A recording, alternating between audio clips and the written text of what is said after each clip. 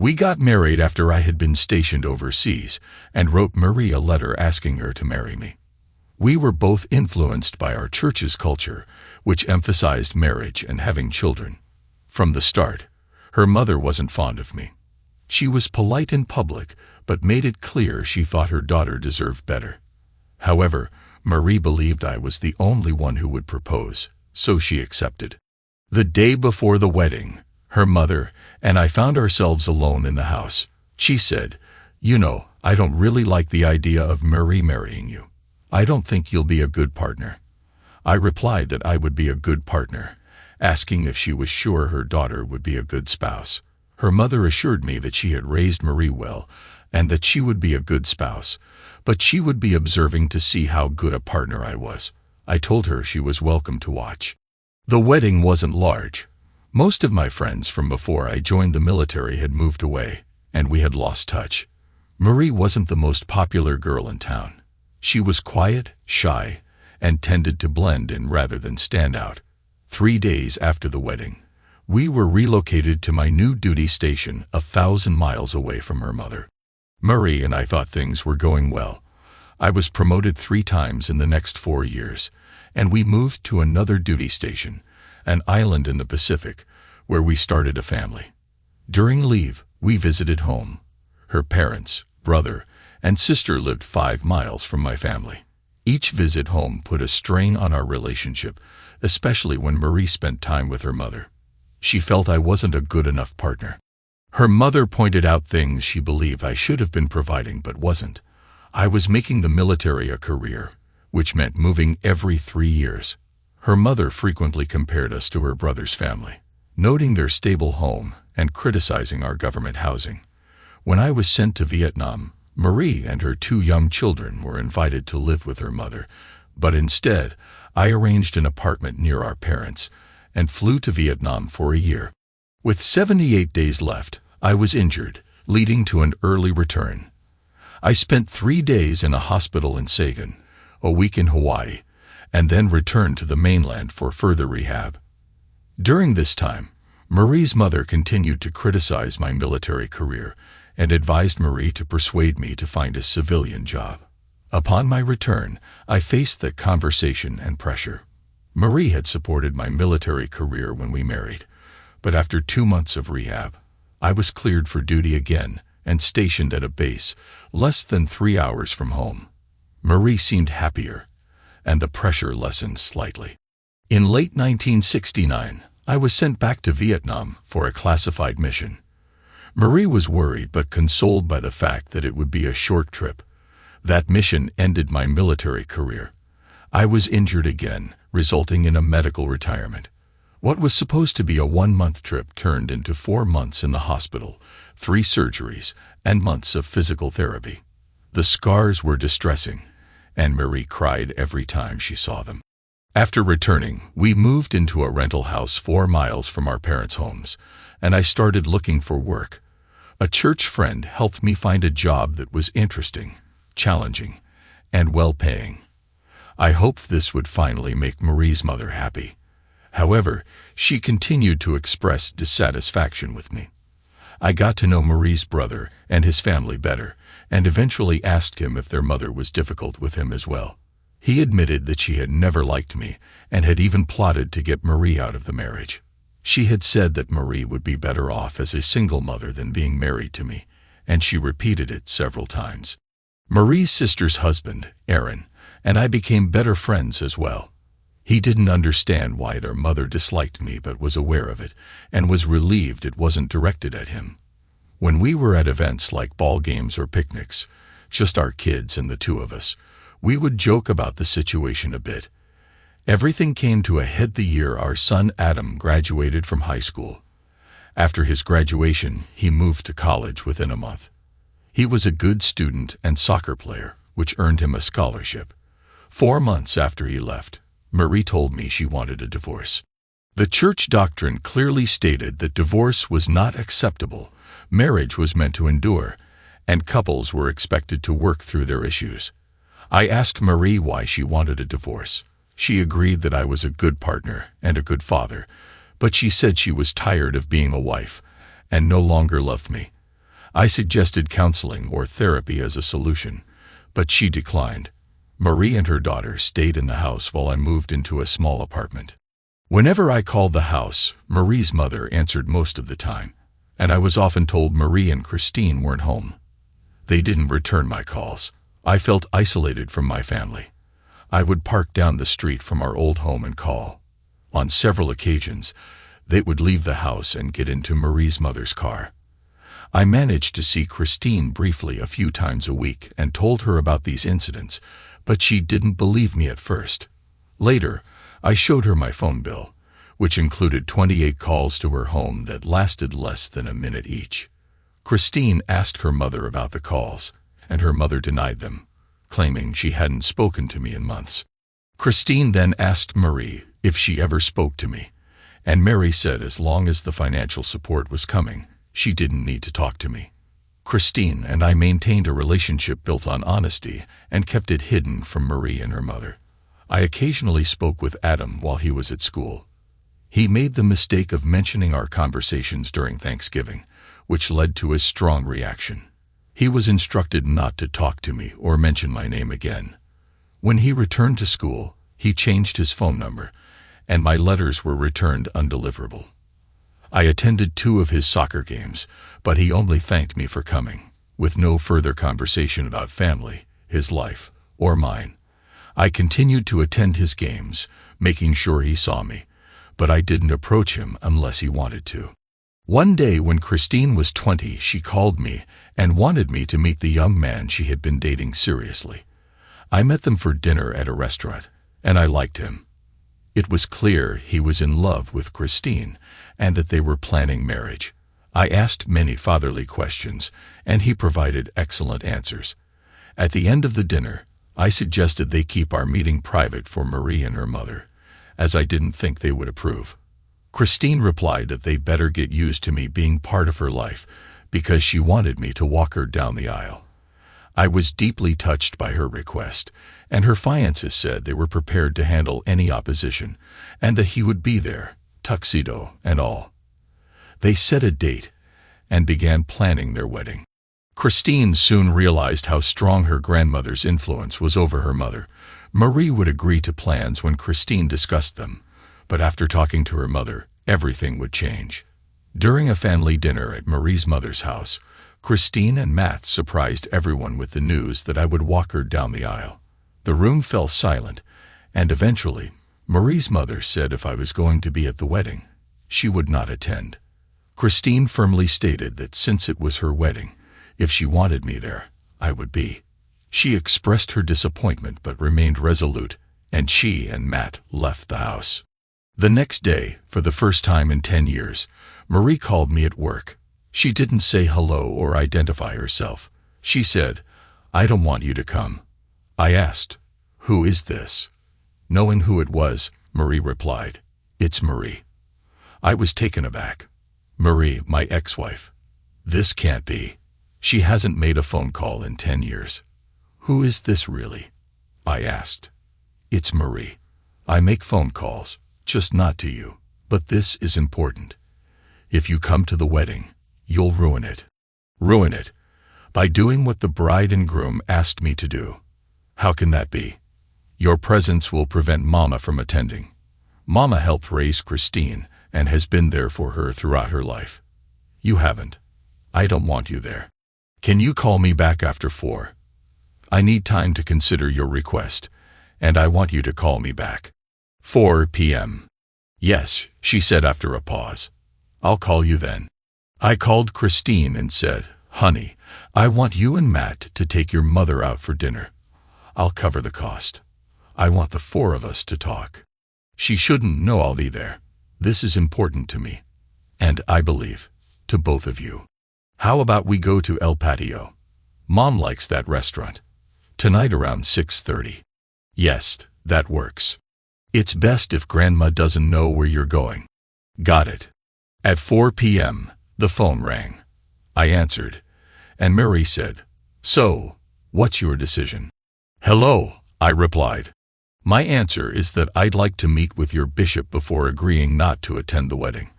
I always liked Alan before he became bishop, and I want his advice. Will you meet with me and Alan? No, this isn't something I want to be discussed throughout the church. This is a private matter. Don't you think someone will notice if the father of the bride isn't at her wedding? Won't that cause talk? And aren't bishops supposed to keep conversations confidential? Besides, are you afraid that Mama will react harshly? I won't meet with him. I don't want to see you either. I still want his advice, with or without you. I'm going to meet with him. If you decide you want to be there, let me know. In fact, call me 2 or 3 times when you're available, and I'll set up an appointment for one of those times. I won't call you back. I won't be calling you back. When can I give you my answer? Can't you give me your answer now? My answer right now is that I'll be there. I'll walk Christine down the aisle if that's what she wants. If you want me to take your request seriously, I need time and we'll need to talk again. Call me at home on Monday morning. No, call me here at work on Monday morning. I will, she said, and then hung up. I called Alan and we talked for almost an hour. He had known Marie and her mother for as long as I had. His advice was succinct.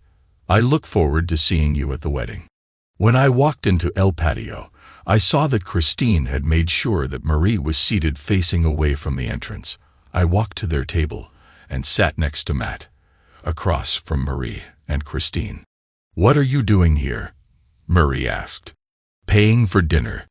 Isn't it okay for a father to buy dinner for his daughter, her fiancé, and his ex-wife? I want to go home. I've lost my appetite. Christine looked at her mother and said, Eat or don't eat, that's up to you. It's 8 p.m. and you didn't drive. We wanted to talk, and I thought this would be a nice way to do it, sharing a meal together while we talk. What is there to talk about? Matt asked. How about the wedding? At that moment, the waitress arrived, and we took a moment to order. It had been years since I had been to El Patio with Marie, but I remembered she always ordered the chicken tostada salad. She looked at the menu for a moment and ordered the chicken tostada salad.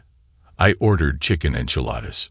When the waitress left, Matt repeated, How about the wedding? Did you tell Christine that you called me at work today? I asked. Yes, Christine said. I called to ask him not to come to the wedding. Isn't it my wedding? Christine asked. Yes, but you're making a mistake. Nick shouldn't be a part of it. He left you years ago and didn't raise you. Why wasn't a part of it? He left you years ago and didn't raise you. Grandma and I raised you. Why wasn't Dad part of that? He never came by or called. Oh, but he did. Mom, I've seen the phone records. There were hundreds of calls lasting less than a minute that I never received. Grandma said we weren't home and never gave me the messages. That's not true, Mary protested. I have photocopies of those phone records, I said, pulling them from my briefcase and handing them to Marie. Years of phone records. I also have photos of every birthday and Christmas present I sent to the house, all of which were returned. I bet you'd recognize the handwriting on the packages marked Return to Sender. It's your mother's handwriting. Marie took in the overwhelming evidence and handed the copies back to me. Our dinners arrived, and we ate in silence. Finally, Christine asked, Do you still want me to tell Daddy not to come to my wedding? Do you still think Grandma was so good to me that I should give up my father because of her selfish motives? She separated me from my father, and if it were possible, I would remove her from my life. I put my fork down and looked across at Marie. Okay, that is your mother. What are you willing to give up so that I get something in return for missing Christine's wedding? Give up. She looked at me as if she didn't understand. Yes, you want me to forego something significant, something that every father would want to be part of. What do I get in exchange? I don't know what I could offer you. I waited quietly. Matt spoke up. Does Nick still send you a check every month? Marie replied, Yes, our divorce agreement requires him to pay me alimony every month. Matt, clearly surprised, said, He's still paying. We never discussed that. Yes, he is. Would you be willing to change the court order and stop receiving alimony? I asked. I need that money, she replied. "So what are you willing to give up?" Matt asked. There was a long silence. The waitress arrived, and I handed her a credit card for the dinner. Marie turned to Christine and said, "Having Nick there will ruin the day for Mama and for me. He should understand that and stay away." "Your Mama can deal with it," Christine said firmly. "Now tell me what Nick would need to give you for you to stay home." "I wouldn't stay home. You're my daughter, and I want to be there when you get married. For 27 years, your mother has harbored resentment against me. To me, it feels like she deliberately ended our marriage, not my time in service or my injuries. It's come down to a choice. Either she'll attend Christine's wedding, or I will. I'm giving you the decision." "I'll tell you what I will accept," I continued. "I will stay away on the day of the wedding if you show me an amended court order stopping the alimony forever, and if you agree to spend a weekend with me." Marie responded loudly enough that people around us in El Patio looked over. "I can't do that." "Why not?" I pressed. "I've been paying you as if you were a service provider, with no actual service. Why not use your service now? Are you a virgin? I remember we've been close before. I'll make reservations at the Blue Lantern in Dana Point, and no one except us will ever know." Mac tried to stifle a smile. Christine, taken aback, looked at me rather than her mother. "I can't," Marie said, pausing. "What could I possibly tell my mother?" "Tell her the condition for me staying away is for you to forfeit alimony forever. You don't need to mention the Blue Lantern. And for your peace of mind, I haven't been with anyone in the last 3 months. I had a physical 2 months ago, and apart from some minor shoulder issues, I'm healthy." "Okay, I need to think about it," she said. "Matt, I think dinner is over. I'll know her decision when she calls to say no or I receive the court order in the mail with instructions on when to make reservations." I shook Matt's hand, hugged Christine, and kissed her goodbye. I waited a few seconds for Marie to decide her course of action. She remained seated, so I left. 10 days later, I received a letter from the court indicating that the spousal support order had been terminated along with a copy of the new court order. I confirmed with my attorney that the alimony was officially ended and could not be reinstated. 2 days later, my phone rang. Marie said, "I changed the court order." "Yes, thanks. I have my calendar open. Let's be clear, we will go to the Blue Lantern for a 2-day stay. During that time, I agree to be intimate with you once. You don't decide anything. I will decide what happens.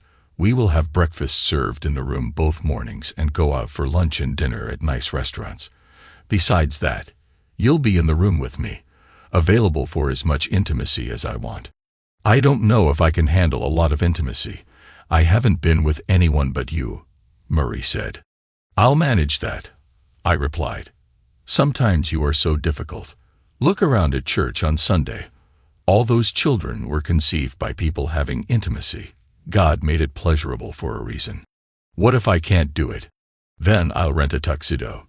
That's why we're going before the wedding." "Okay, the weekend of the 20th. I'll make the reservations today. You can tell Christine you've agreed." "Where shall I meet you?" "Send your mother out or something. I'll come to your front door on Friday afternoon, carry your suitcase to the car, and bring you back on Sunday while your mother is at church." "Okay," she agreed. Christine called me that evening. "Daddy, Mom told me she gave up the alimony."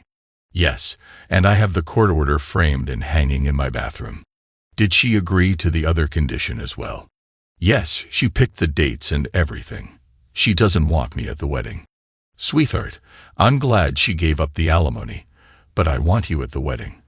I've been thinking about how important the ceremony is to you and Matt. Mike doesn't have any family nearby to attend the wedding. He moved here for college, and his family can't afford to come.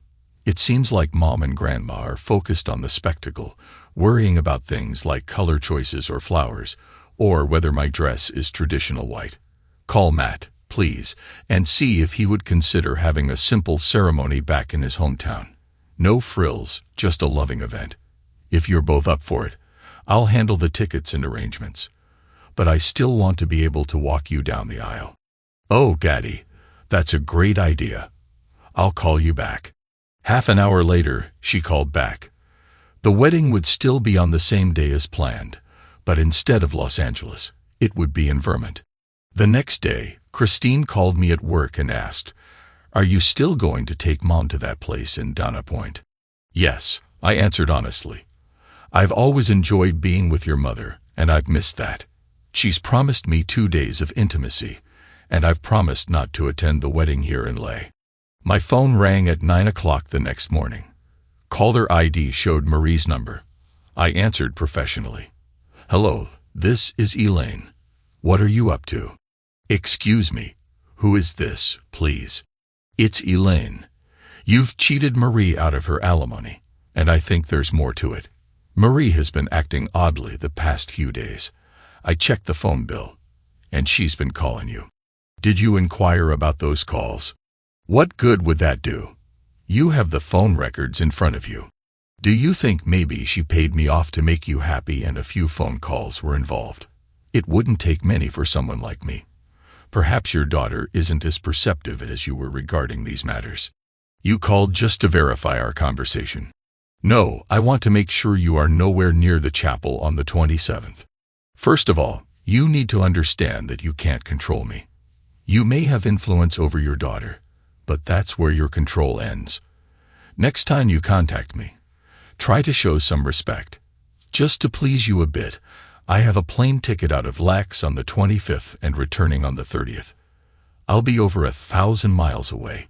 You can come to Lax and watch me leave if that will make you happy. Do you realize how mean and controlling you're trying to be? Your opinion doesn't carry much weight around here, and you've made sure of that. Well, I need to get back to work.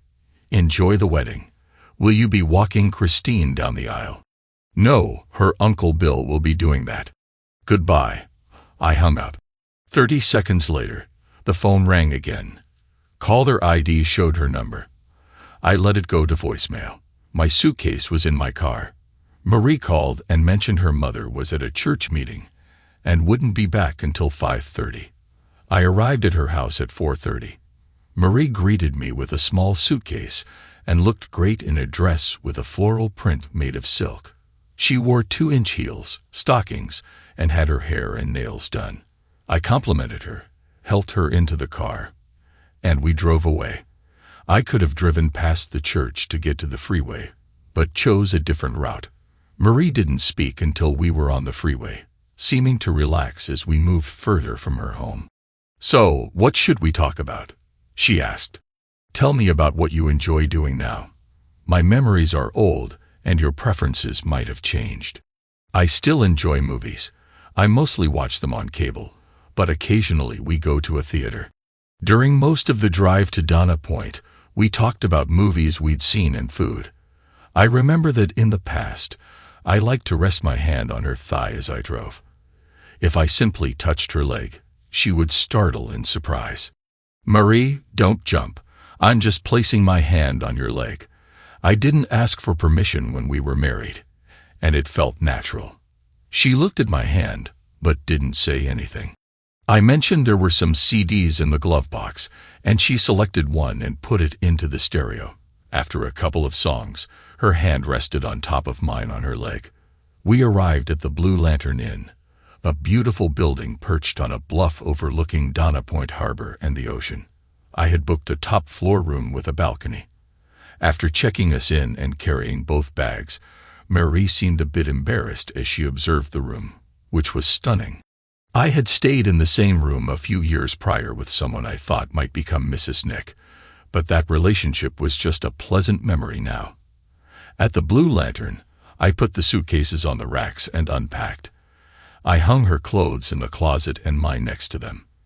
When I turned around, Marie was standing by the bed, her hands at the top buttons of her dress, looking at the bed.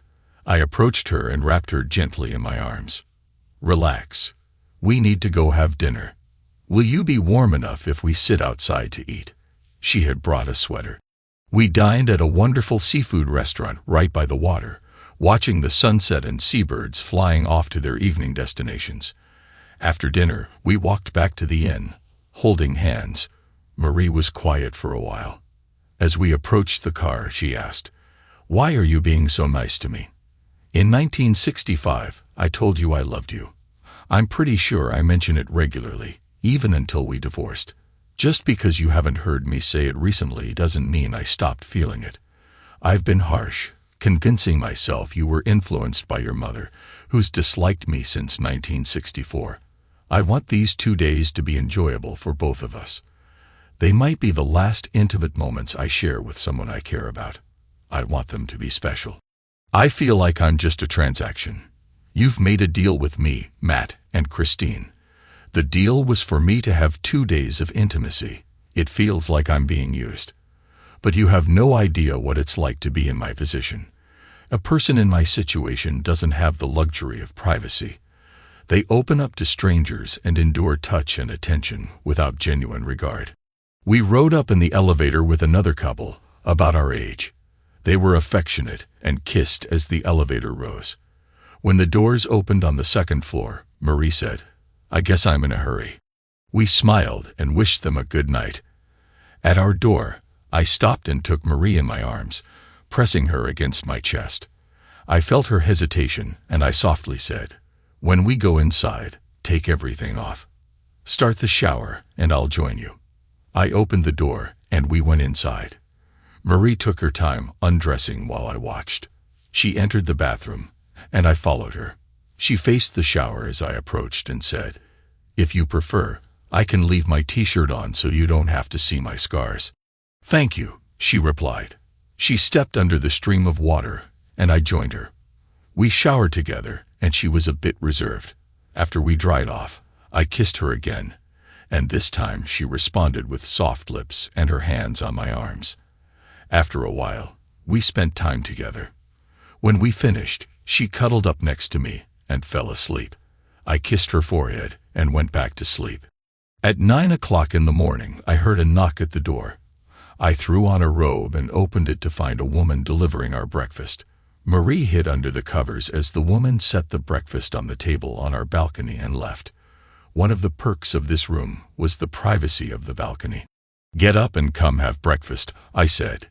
"If it bothers you, I can wear a t-shirt, but I want to see you. It doesn't seem right. I'm willing to experience whatever it feels like, and have you do it anyway. You've always been more comfortable being naked than I am. I think that's because your mom is very private about her body. How would you know about mom's views on her body? Your dad and I were friends when we weren't with Elaine. He once shared that after 30 years of marriage, he'd never seen her naked. I've never known anyone else married that long and never seen their spouse in such a way. He said she changed clothes in the closet, and they never showered together. She's very modest. Modesty isn't about hiding from others. It's about wearing clothes that don't reveal too much. Have you ever seen your mom kiss your dad more than just a peck? Your dad said he never got a real kiss from her. I'm grateful you're not that restrained." I led her to the balcony. She checked to ensure no one could see us. The sun was warm and the breeze felt pleasant. We started eating and found the French toast, sausage, hash browns, and jutes to be perfect. As she ate, she forgot about being naked. I enjoyed the view. After breakfast, Marie asked, "What's next?" "More intimacy. You might think I'm obsessed, but consider this. I haven't been with anyone in a long time. Our arrangement is just for this weekend. I may not get another chance with you. If you knew you might never have ice cream again, how much would you want before Sunday afternoon? Feel free to invite someone else if that's what you want. I'm not the only person in the world. You can invite the person you were with last time if that's what you prefer." I wanted the experience with her to match what I had with you, but it didn't. "Now, come inside." We went back inside, and I put on some music. I danced with Marie in the small space between the bed and the fireplace. She relaxed, and soon we were kissing as we danced. Things progressed, and we found ourselves back in bed. I took my time, savoring the moment. It was about reconnecting with Marie, not just physical intimacy. We napped before heading out for dinner. As it got dark, we showered again and dressed. While walking to the car, I asked her what she wanted for dinner. "Protein," It's an energetic weekend, she replied. We dined at a marina restaurant at the bottom of the bluff below the inn. We laughed and talked, feeling like we had never been apart. After dinner, she wanted to walk, so we did, hand in hand at first, then with my arm around her and hers around me. She began to share her thoughts and memories. I think the happiest I ever saw my mom was the day you moved out. I cried almost all day, and she seemed to take over my house as if it were hers. Sometimes she'd come home from work and act like she had a big secret, but I never knew what it was until I saw the phone records. When Adam told me he'd seen you at a soccer game, Mom said she stopped sending him money if he kept seeing you. I didn't find out until last year when Dad passed away. I thought she would grieve for a long time, but 2 months later, she said, I barely miss him at all. He doesn't pester me anymore. I was missing you every day and night, and it had been over 2 years. How could she say that about my dad? I kept us walking, knowing the processing was good for her. Eventually, we headed back to the car, and she said, Can we go back to our room? I'd like to cuddle with you in bed. Back in our room, the bed was freshly made, and a plate with 2 large chocolate chip cookies sat on it. I started a fire in the fireplace, and we undressed. We sat on the bed, with me leaning against the headboard, and Marie leaning against me as we ate our cookies and watched the fire. After the cookies were gone, Marie said softly, Nick, I'm sorry. I've been wrong in many ways, believing that I didn't love you when Mom said I didn't, not including you in the lives of Adam and Christine. Before I can say I forgive you, I need to ask, what are you going to do about it? She turned to face me and kissed me. When the kiss ended, she said, I want you to walk Christine down the aisle. I want you to give up your apartment and move back home. I want to marry you again. Are you sure about all that? Are you sure it's not just about wanting to be at the beach occasionally? I asked with a smile. I'm sure. One reason I hesitated about this weekend was knowing I still love you. I knew when you held me, I would melt. I'm afraid of what might come from this decision, but having you back will be worth it. Where does she think you are? I left her a note saying I needed to get away and think things through. She probably thinks I'm with Bruce and Lissy at Big Bear Lake. When I'd needed to think in the past, that's where I went. But she knows that's not where I am now. I realized that while we were driving down here, my car was in the garage at home. She knows I'm not alone. I need to talk with Matt, Christine, and Adam too. My brother Bill thinks he's walking Christine down the aisle. I'll be on the phone for days. Stop. Our weekend isn't over. I want to pretend that our world is on hold until tomorrow afternoon. Right now, it's just Nick and Marie. The rest will work out tomorrow. We got under the covers and held each other as we fell asleep. During the night, we woke up and joined together again. It was passionate and intense. At 9 o'clock, there was a knock at the door. I put on a robe and answered it, letting the woman delivering our breakfast in. Marie stayed under the covers until she left. She got up, brushed her hair, and joined me on the balcony. We ate breakfast and watched the marina below. When she was ready, Marie asked, Can we spend time together one more time before we go out here or inside? Inside, I replied. I'm not comfortable. Please. I followed her inside. We took our time, moving slowly as we enjoyed each other's company. Afterward, we showered again and got dressed for the drive home. Do you prefer I wear a dress or shorts? Marie asked. I chose the dress, I answered. As she got dressed, I asked her to leave the underwear in the suitcase. She looked at me a bit puzzled, then smiled and put them back in the suitcase. We packed up and left the room. I paid the bill and we loaded the car. The woman at the front desk followed us to our car and gave us 2 more large chocolate chip cookies for the road. As we drove, I could tell Marie was mentally preparing to confront her mom when we got home. You know, I've been thinking about what will happen when we get home, I said. I know, Marie replied. Mom is going to be really angry. Let's do a run-through. Pretend I'm your mom. You walk in and she says, Where have you been? I went away to think. You didn't say where or when you'd be back. Marie continued in the role. I'm over 21, Mom. Do I still have to check in with you for permission? It's just common courtesy to let me know where you are and when you'll be back, Marie said. Do you always tell me where you're going and when you'll be back? I asked, still playing the role. Mostly, Marie responded. But now that I'm back, I'd like to talk to you about some decisions I've made. Decisions I've made, she said. The first one is that I want you to move your things back to your house. You've been acting like you live in both houses. You don't live here. I do, and I want my key back. If I do that, you'll be all alone, Marie said. That's my business, not yours. Can you be out by tomorrow night? No, I'll need help, and Bill works every day. I'll hire movers to pack your things and move them back to your house. Maybe the bishop can send a couple of men who need some service. What's the hurry? Someone else is moving in. I want them to move in as soon as possible so I won't be alone for more than a few hours. Who is moving in? I asked, still playing my role. Nick is coming back. Nick? We got rid of him once. I thought it was for good. Yes, you thought you got him out of our lives. I know about all the phone calls you never told me about. I know about all the presents you sent back. I know how you sabotaged any chance we had of patching things up back then. Lies.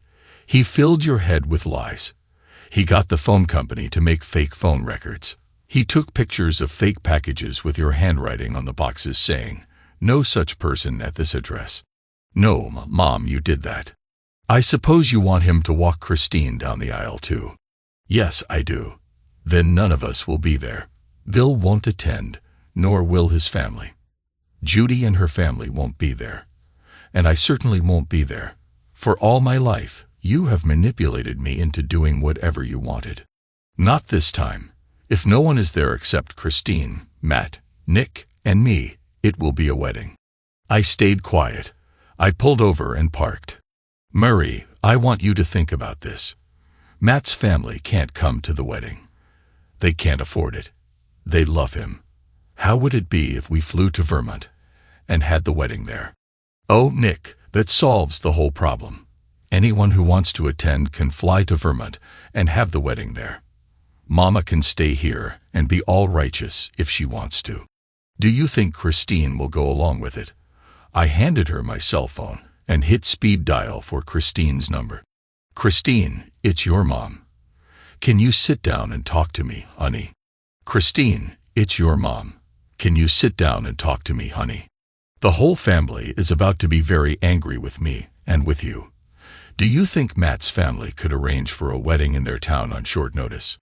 Oh, honey, call Matt and have him call his family. Call me back on Nick's cell phone. Yes, we're back together. I said loudly enough for Christine to hear. I asked Christine if she could see if there could be a double wedding. I heard Christine's excited reaction through the phone before they hung up. We sat by the side of the road for a few minutes and my cell rang. Marie answered. They chatted excitedly for 10 minutes and promised to talk again in an hour when Matt and Christine were at the house. We drove to the house. I saw the curtain move as Elaine looked to see if Marie was home. She saw my car and me getting out to open the door for Marie. I grabbed her suitcase, and she suggested I bring mine in too so she could do my laundry and start moving me in. I followed her inside. Elaine was standing in the middle of the living room, her hands on her hips and her face red with anger. Why is he here? She almost yelled. This is your house, Mom, Marie said. Then I can have anyone I want here. If you want to talk, you'll need to wait. I need to start the laundry. Marie took both suitcases and went to the service porch. Elaine sat in a rocking chair, which she had moved to Marie's living room after I moved out. I sat on the couch. Marie came back and sat near me. While I was gone, I solved the wedding problem. We moved the wedding because there was too much anger and upset over it being either your way or not. Christine wants Nick to walk her down the aisle. You threatened to boycott the wedding if he's there. Well, the wedding is still on Saturday at 1, but not here. We're flying to Vermont, and they're getting married in Matt's hometown. His uncle, the bishop, will officiate. That way, the wedding won't have all the negative energy that would be here." "I won't be there," Elaine said. "I will let everyone we invited know about the change of venue. They can come to Vermont or not. Either way, we are having a wedding." "I won't be here when you get back," Elaine continued. Marie looked at her mother and said, "Can you be out by tomorrow afternoon?" "What? You have a house?" Elaine asked. "Can you take all your things and be out by tomorrow afternoon?" Marie repeated. "Are you throwing me out?" Elaine asked, feeling hurt. "In a kind way, yes," Marie replied. "We need the room for Nick to move back in. When he gets off work tomorrow, he can start bringing his stuff back. The question is, can you get your things out by then?" "But you aren't married anymore," Elaine said. "It isn't against the law for us to live together for a week," Marie replied. "What do you mean, for a week?" Elaine asked. "Right after Christine and Matt get married on Saturday, the bishop is marrying us." "This is just wrong," Elaine said. "I agree, it has been wrong, and for that, I apologize," Marie said. "I wanted to believe that my mother would always act in my best interest. I believe that your love for me would motivate you to always be looking out for me. When you told me I didn't love Nick, I believed you. When you hid his attempts to stay in touch, I believed you. When you said he hadn't called, I was wrong, and I have apologized." Tears ran down Marie's face as she spoke. Elaine sat in a rocking chair, looking like she had been slapped. "I have always loved you," Elaine said. "Everything I have ever done has been for your benefit. You decided before we were ever married that you didn't like Nick," Marie continued. "Nick knew it. Everyone in the family knew it. How is that being supportive? How does that helping my life work? He's never been good enough for you, and he still isn't. The church says I should be married, have children, raise them to be good adults, and stand by my partner. My mother says I should only marry a man she picks, only have children with him, and stand by him." "Did you let your mother pick your husband?" Marie asked. My mother approved of Kurt. She liked him. She thought we should wait until he got out of the army before we got married, but she liked him." "Did you love him?" "Of course, I loved him," Elaine answered. "Really? Well, while I was away this weekend, I thought a lot about what I saw of you and Dad. I never saw you hold hands with him. I never saw you kiss him. I saw you peck him on the cheek a few times, but I never saw a kiss between you. I saw you tell him what to buy you for Christmas, and then complain he got the wrong thing even though he got exactly what you asked for. How did you show him you loved him? What example did you set for Bill, Judy, and me for how to show a spouse love? I took good care of him. I cooked, cleaned, and raised his children. I'm not good at being outwardly affectionate," Elaine said. "I loved him. You told me that Nick was too open with his affection. You made me feel like Nick was doing something wrong when he kissed me in front of the kids. You told me I shouldn't enjoy closeness with him. You said it wasn't for enjoyment, it was for making babies. Well, you were wrong, Mother. It is one way Nick and I show affection. It helps bond us together. One of the reasons I want you to move out is so Nick and I can have more privacy. I want to walk around the house freely because Nick likes seeing me like that. I don't want to worry about whether you're listening." "I don't want to hear this," Elaine said. "He has influenced your thinking," Marie said. "If it's too big a job for you, we can call the bishop, and he'll send a few men from the congregation to help pack your things and move them to your house. I don't want you to stay here tonight. I want Nick to stay here tonight, and every night from now on. If you do this, you will lose your mother," Elaine said. "Remember in the Bible where it talks about when you get married, you leave your parents and cleave to your spouse. That's what I'm doing. If you want to be in our lives, you need to be supportive, loving, and allow us to love each other as we see fit. If you can't do that, then we'll miss you. If I have to choose between being married to Nick or having you in my life, I choose Nick. You'll regret this. You shouldn't treat your mother like this. I brought you into this world, and now you're throwing me out." "No, You are choosing to leave. I want a loving, supportive mother. You say you can't be loving and supportive. Your choice. I choose to be Nick's wife. He is the father of my children. He loves me, and I love him. We are willing to love you and have you in our lives, but only if you can be loving and supportive. You wouldn't even support Christine's choices about her wedding, so she gets married almost 3,000 miles away from you. That is your doing. The washing machine dinged, signaling that the load was ready to be transferred to the dryer. Marie got up to handle the transfer. Elaine sat quietly for a few moments, then stood and picked up her purse. I'll have someone come to get my things tomorrow. Will you be here to show them what to take? Elaine asked. Mary knows what things are mine. I'm sure she does. However, your things are your responsibility. If you are involved, we eliminate the possibility of you not getting all your things and then blaming either Marie or me for anything missing. Please be here with whoever you send, and then you will be sure you get everything that's yours. Okay, I'll be here. I'll be off work at 5 and here by 6:30. I'm sure it does, Marie said. Marie returned to the room and saw her mother holding her purse and preparing to leave. What time will you be back in the morning? Marie asked. I'll call before we come for my things. I would guess we'll be there around 9 or 10, Elaine said. Marie went to the front door, opened it, and extended her arms to offer her mother a hug. I had never seen them hug before. Elaine walked past Marie's open arms and said, I don't hug. I know. I've wanted a hug from you since I was a little girl, Marie replied. Elaine walked out the door, and we watched her get into her car and drive away. Marie stood next to me, and I held her as we watched her mother drive away. We drove to my apartment, and I packed enough things for work the next day. We stopped at a store, bought some boxes for my things and some boxes for Elaine to use as she moved out of Marie's house. We went home, and for the first time in almost 10 years, Marie made dinner for us. We sat at the table, ate, did the dishes together, and talked. At around 8 or a little after, the phone rang. I felt the urge to answer it, but didn't. It couldn't be for me. Only 2 people knew I was back, and Elaine wouldn't be calling to talk to me. It was Adam. He had been called by Elaine and was angry. Marie talked to him for almost half an hour.